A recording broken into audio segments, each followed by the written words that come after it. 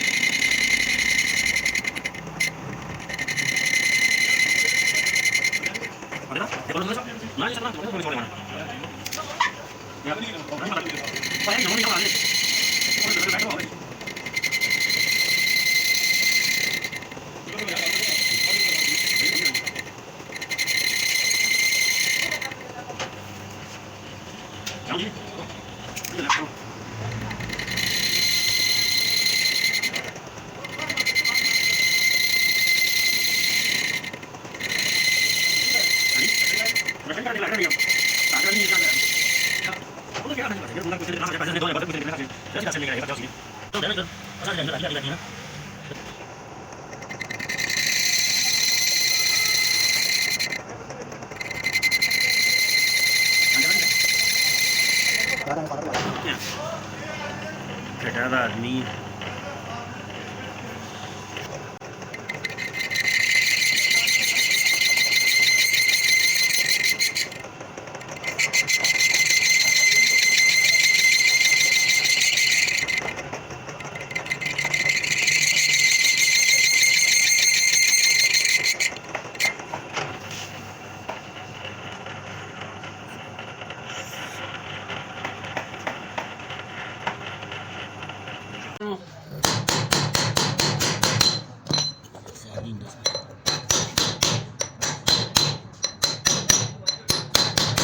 ये छुट्टी कर रहे हैं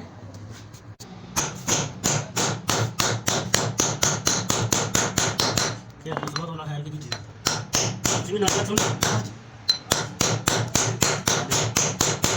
सुन रो भाई ठीक चाहिए ना कि सुन नहीं मुड़े हुए हैं